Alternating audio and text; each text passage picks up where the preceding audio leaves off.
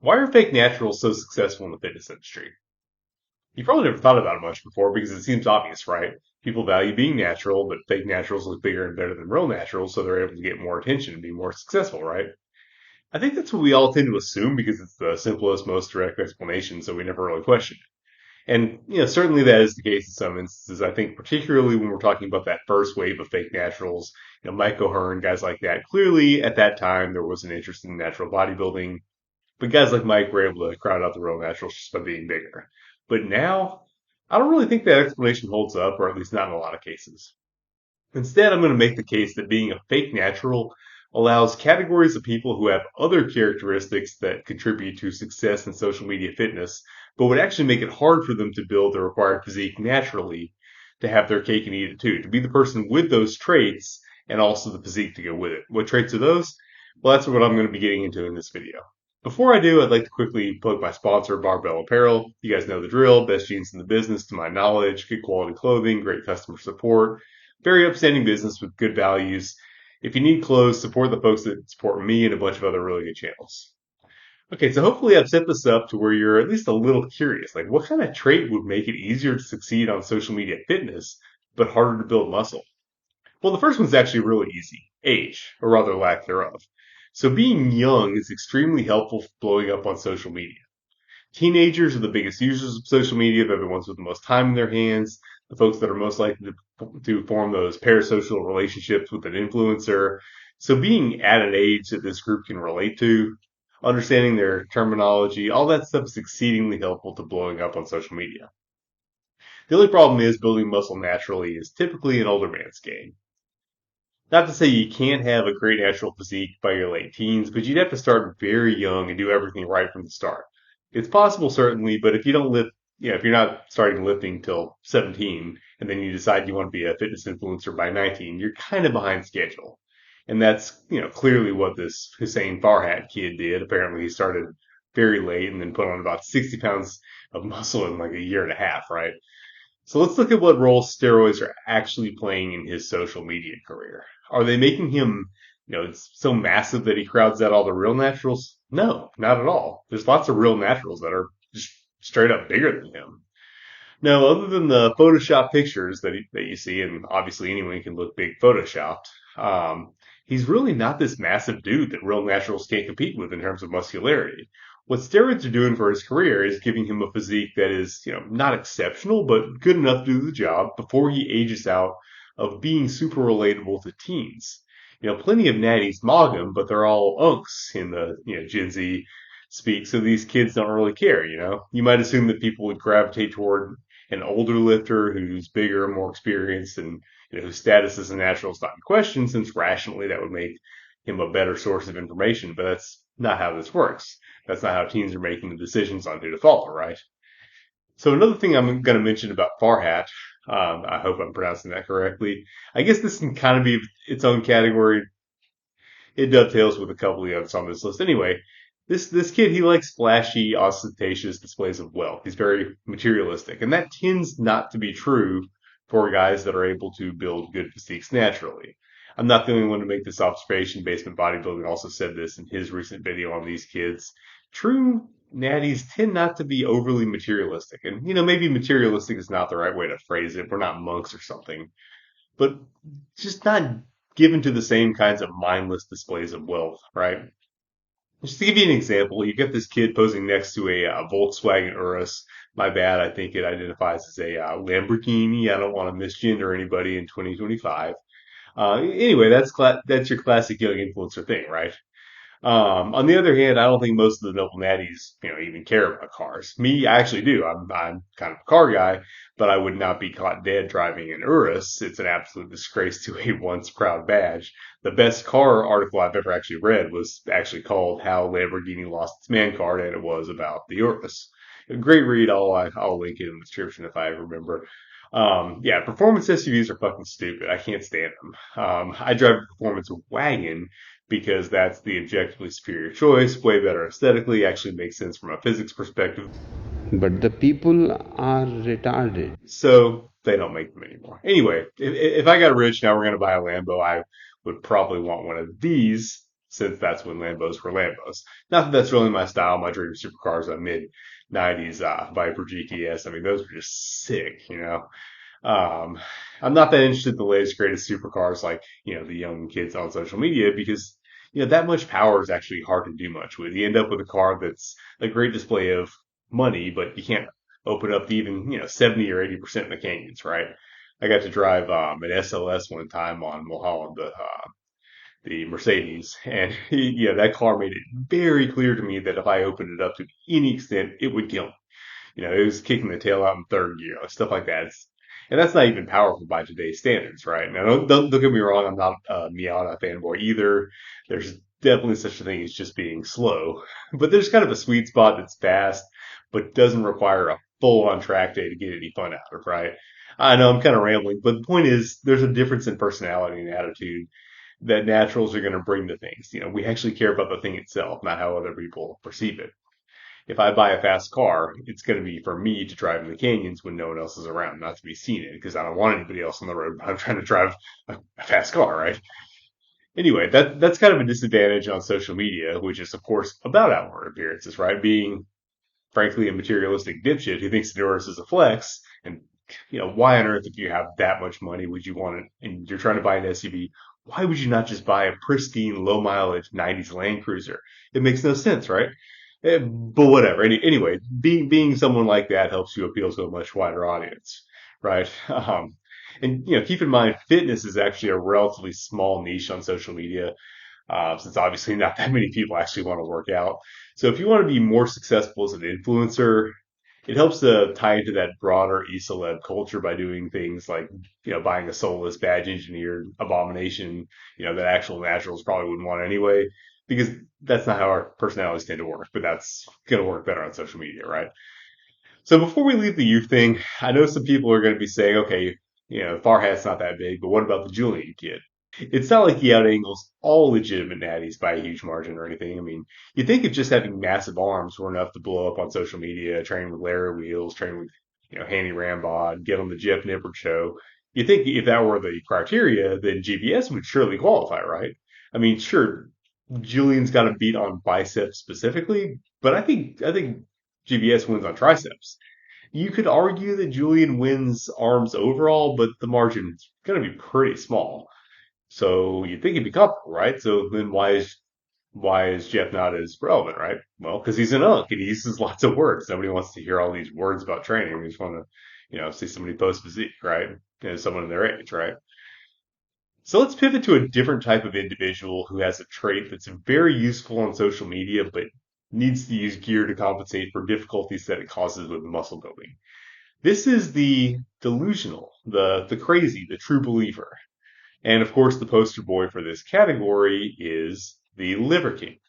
Now, everybody always said he was taking steroids in order to blow up on social media and sell supplements. My question was always, why would he need to? You could do the same thing he did naturally. I mean, imagine just a jack natural dude running the exact same gimmick, eating raw liver, blowing stuff up with tanks, doing all that same stuff, just being natural. Like, hell, like throw me in there. Now that I kind of have the beard, I kind of look the part, right? I actually started eating organ meats more than likely before Brian Johnson actually did. Um, would I really need to take year to go viral if I were blowing stuff up in tanks, doing all the same stuff he did? I don't think so. I mean, like he's got me on abs, obviously pecs and biceps, but I mean, like that's not saying that much. Everybody in the industry has better biceps than me except Milo Wolf. I mean, hell, I think even Eric Helms probably has me beat on biceps, and I barely train pecs, right? So that's not really saying much. I mean, everywhere else I'm easily comparable or better. Plus I can actually do impressive showy lifts instead of just goofing around with bands. And you wouldn't have to play around with all the camera angles keep me like from standing next to grown men to avoid the height mogging if it were me, right? So to be honest, I think I could have done the Liver King character way better than Brian Johnson did naturally. I definitely could have done the firearms part better since I actually know that your finger goes definitively up on the frame when you're not up on target and you haven't yet made the decision to shoot. I'm really glad that his kids and all his employees are safe. We had some scary times over there on Liver King Rant, which I definitely cringed watching those videos. But anyway, where are we with that? Sorry. Yeah. So I think I could have done the Liver King character better than he did, frankly, Natty, but I wouldn't have because I'm not delusional, right? Like I said, I've been on the Oregon train, the Oregon meat train, probably longer than Brian Johnson honestly have, or at least comparably. I mean, I've been doing that since like 2013 or something. I've even been doing the raw meat since around then. I read about Armin Tanny, a silver bodybuilder who ate a lot of raw meat around that time, and I started incorporating it since then. I mean, some cuts of meat are very tasty raw, although some definitely demonstrate to you exactly why humans invented cooking. They're very tough otherwise. It's funny. Occasionally, after working out at Gold Venice, I'd go buy a raw ribeye at Erewhon, which is this ridiculously overpriced version of Sprouts, where all the trust fund kids from Venice just go, and I just kind of eat the raw ribeye out front, and like they kind of it's a little, they probably thought I was a little odd, but I never posted on social media about it, right? Why? Because it doesn't do anything, right? I think the dangers are overblown and it's tasty, but the benefits are way overrated. It doesn't do anything. Even if some nutrients might be more bioavailable, like the lack of those nutrients is not what's keeping anybody from progressing in the gym, right? So I like a lot of the stuff he promotes. Hell, I've even done his raw meat and vodka diet on occasion because let's face it, that's pretty Chad, right? But I'm not going to get on social media and preach all this stuff like a religion because I'm not delusional. I know it doesn't do much, right? I think a paleo diet is healthy, certainly much healthier than the standard American diet. But eating liver is not going to change anybody's life. It's certainly not going to make you gain a single ounce of muscle, right? So to the extent that I promote the stuff I promote, it's with nuanced, fairly conservative claims and not religious zeal, right? Yeah, so a natural could do what he did, probably better, but just wouldn't choose to, right? Instead, they most likely do what we actually do, which is make videos about exercise, because those of us who are actually connected to reality know that the actual key to transforming yourself is exercise. But obviously, that doesn't play nearly as well on the algorithm as telling people that more consumption is the secret to transforming yourself out of the situation that consumption probably got you into in the first place, right? And also, it's harder business model, right? Exercise is harder to put into a box and sell to somebody than organ pills, right? But anyway, being able to convince yourself of something, to take on delusions and believe them is a tremendous advantage. Humans are pretty good at picking up on when someone's lying to us, not sincere, or just not confident. We can tell. We're good at that, right? Now, there are some psychopaths who can just tell a lie knowingly with complete confidence, but that's relatively rare. But what's a lot more common is the true believer, the sort of person who can convince themselves of whatever they need to convince others of, so that then they can confidently say whatever they need to say, believing it's true without lying, right? The power of self-belief, delusional self-confidence, it gets overrated in a lot of spaces when it comes to actually doing stuff. You're not going to mindset your way into hitting that bench press PR that you failed for the last 3 weeks by just the power of self-belief, right? That's not going to happen, right? But it is amazing for getting other humans to do what you want. And incidentally, the people who talk about that sort of, self-belief thing are typically people who convince other people to buy their courses for a living, right? They don't actually do stuff. They talk to people. So that's where it works, right? But of course, the weakness of that is actually having to interact with reality, not people, because these folks are in la la land. They're ignoring all feedback, right? So, like, look at Liver King's dumbass training. It's just doing whatever, retarded thing he thinks is primal. And, even listening to him talk about it, it's clear that he, on some level in the back of his mind, he knew it wasn't working, but he just kept ignoring that feedback and doing it anyway, right? So if we look at what being a fake natty was actually doing for his career, it wasn't that the Liver King character needed to be unnaturally huge while claiming natty to blow up on social media and sell supplements. That was not necessary for that character. Like with all the other stuff that the guy was bringing to bear, raw meat eating antics, his tanks, all this money he was throwing at it, like it was gonna go viral, right? But the character, did have to have a good marketable physique and just physical capabilities that demonstrated health, strength, and vitality. And of course, for the whole thing to work, this character had to be claiming natural, right? Obviously, you can't be, this caveman who's on Dianabol, right? That doesn't make sense, right? So, while it certainly would have been possible for a natural person to look the part well enough for the Liver King character to totally work, apparently Brian Johnson was not that guy. Again, because he's delusional. His training fucking sucked, and his psychological makeup made him unable to improve his training. We don't know exactly what he looked like naturally. We have some pictures from kind of before he went crazy with it, but he was still almost certainly on something, and probably quite a lot given some of the emails that were leaked. But based on how absurdly much gear he was taking, like he had to be pretty bad without any, right? But yeah, being a fake natty allowed him to have that psychological makeup, that like kind of delusional, true believer psychological makeup, which was an asset to him in some ways, while also having a physique that would work for the Liver King character, at least temporarily, right? All right, so let's pivot to a third type of fake daddy who succeeds in the fitness industry for reasons other than being more jacked than a natural can be. We've already briefly touched on them in the last entry. Remember how we said people that can just confidently tell whatever lie will benefit them in a believable way are relatively rare? This is true. They're fairly rare in the general population, but they tend to do very, very well on social media. Just look at folks like Tim Kennedy, for example. When these folks get into the fitness space, they tend to take steroids and lie about it because why wouldn't they? That's who they are, right? These folks, are successful because they're kind of Machiavellian, we can use that term. They kind of ends justify the means. And they also take steroids and lie about it because they're Machiavellian, right? But it isn't necessarily the fact that they just have an unrealistically massive physique while claiming natural that's causing them to be successful, right? Being successful and being fake natties just both stem from the same root personality trait that favors the ends justify the means dishonesty, right? Does that make sense? Probably the best example here is going to be actually Greg Doucette.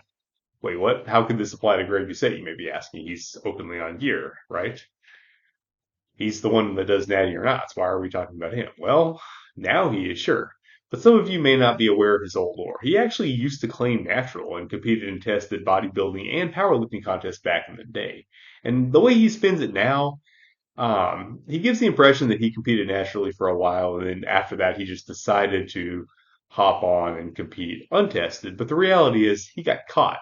He failed the drug test in powerlifting, and then shortly thereafter, he actually got arrested for smuggling steroids. So being open about being enhanced was kind of forced on him. You can't really do the fake daddy thing once you actually, I mean, they say failing a drug test is almost impossible, but somehow he managed to fail a drug test. And then, I mean, getting arrested for smuggling steroids it's a little bit hard to walk that back and be like, nah, bro, I'm natty. I didn't, these were somebody else's, man. Like, I don't know who these were. So, he was kind of forced into doing the open and honest thing, right? Who knows how much longer he would have continued doing the fake natty thing if he'd actually been able to get away with it. We don't know, right? But if anything, being openly enhanced has actually been much better for him for his career in the fitness industry, right? With his opportunistic Machiavellian nature, he was able to capitalize on that and turn it into an even bigger opportunity. So it wasn't the lying about taking steroids that ended up making him successful, since it turns out that being honest about it was actually better for him. He's been successful in the fitness industry just because of that personality, right? He'll do whatever is to his advantage, and that Machiavellian personality is why he took steroids while competing in tested competitions. He'll do whatever he thinks will benefit him without worrying about honesty or morals, right? And in this case, he turned out to be wrong because he's amoral, not omniscient. In the early 2000s, being a fake natty seemed like the way to get ahead, right? So he couldn't possibly have known that being openly enhanced would be an even better grift, right? So you guys get the idea. It's like it's this, this just opportunistic, scheming nature that made him take steroids and lie about it. And that's also what makes him successful to this day. Same personality trait, but it wasn't. He's not successful today. He's not as famous and successful as he is today because he took steroids and lied about it. Hardly anybody even knows that he claimed natty one time.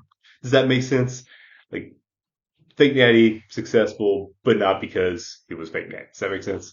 Another example here, Cali Muscle, right? I'm sure he benefited to a certain extent from claiming natty when he wasn't, but ultimately, I don't think he really needed to be successful. His persona would have worked anyway, because for whatever reason, people in this, degenerate culture gravitate towards the, I went to prison thing, right? Jack dude with prison stories is a pretty good recipe for success, unfortunately. But since he is, in fact, a street criminal who's robbed people with absolutely no remorse, of course he takes steroids in life. Like, what do you expect from someone like that? He's also done other things that are even, more compromising in some ways, but I'm not going to go into that right now. Point being, he's successful because he was a criminal, and because he's a criminal, he tried to lie to get ahead. Of course he did. You get the idea, right?